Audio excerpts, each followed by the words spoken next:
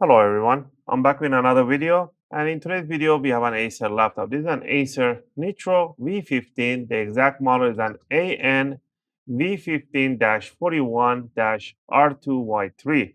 That information can be found inside the BIOS on the box or on the bottom of the laptop on the sticker at the bottom, which will be just right over the serial number right there. That's the full model number. And in this video, I'm going to go ahead and cover you on a step-by-step how you can open it up and how you can add, remove, and upgrade the RAM for your laptop. If you configure a 16 gig or 8 gig or 32 gig, how you can add, remove, and upgrade them, and the exact way to do this. I made a short video where you can find out how much is the maximum capacity for your laptop. I'll leave that link in the video description. And I'll leave the link for all the products, every tool that I use, and the compatible RAMs in the video description again. All right, with all this said, let's get into it. First thing first, you need a good screwdriver. I'll recommend the iFixit screwdriver set, as these are one of the best screwdrivers I have used. I purchased myself this basic tool set, which we're going to be using a Phillips #1. If you get the Pro set, they will include you with an opening tool, some tweezers. If not, grab yourself a metallic guitar pick. These are really suitable to opening cases and cover. All right. Make sure you power off the laptop completely. You want to flip it upside down, and you're going to see a whole bunch of screws in the back, in the middle, on the front, sides. All the screws are the same size and height, so don't worry about mix matching them.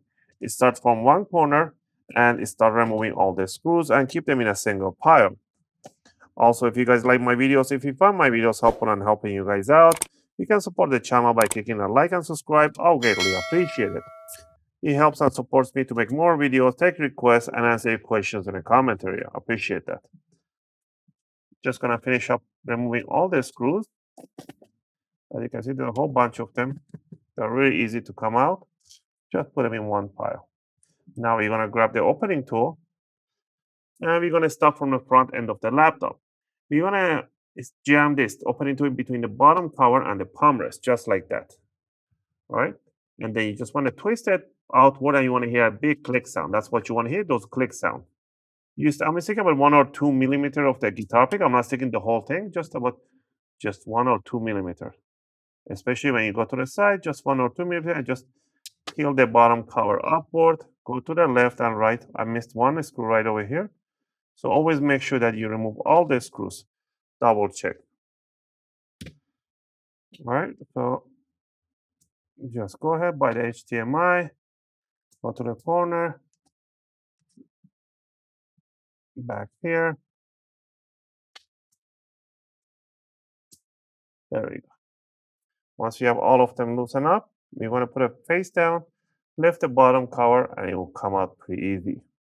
You put that to one side, and right over here, we can see beautiful inside. We can see the battery, and the battery is very funny that it doesn't have any screws or anything, just pretty much slammed in here on a little frame box, and there's a little frame box on the cover, so it sits in here.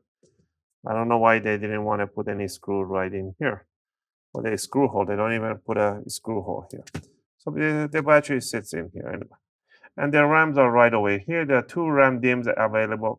Sometimes people go to the task manager in the Windows and they see it says 1 out of 4. There is no 4 RAM DIMM. There's only 2 RAM DIMM. There's nothing on the other side. And sometimes Windows, it does with any brand laptop, Acer, Dell, they don't communicate well with the BIOS, and the Windows thinks that you have a 4 DIMM, but it don't. Even if you have only 1 DIMM and the other one is solder, it will tell you have 2 RAM DIMMs. So that's nonsense. You have to open it up to physically see how many RAM DIMMs you have. Now, to remove the RAM, you don't need to disconnect the battery. Absolutely not necessary. But if you want to be paranoid and you think you might want to do it, and you don't even have to strap, as long as you touch the metals in here, you can ground yourself really easy by touching the metals on the USB port, and then you can work on the RAM on the motherboard. But if you want to be extra paranoid, just remove this plastic over, remove this gaffer's tape, put it to one side, put the battery in a corner like this, and you want to grab this jack and you want to pull it towards yourself in a straight like that. And to pull it back in, you want to align it in front of the jack and you want to pinch it in there straight in. If you put it sideways in, you can create a spark and game over for the motherboard. So always make sure you put it sideways in. So I'm put the gaffer's tape over and this tape over. So I'm now going to remove the battery.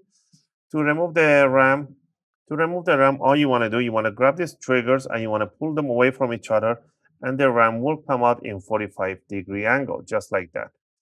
And what you want to do, you want to grab it in the same 45-degree angle. You want to bring it out in a 45-degree angle. You don't want to yank it towards the ceiling, otherwise you're going to break the RAM or the DIMM.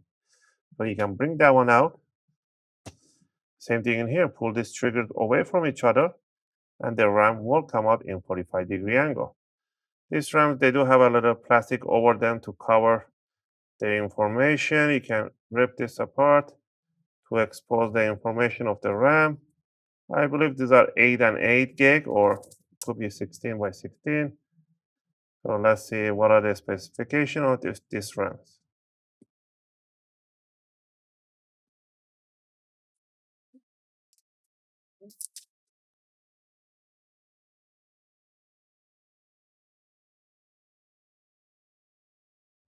I can't even see the name, the model in there.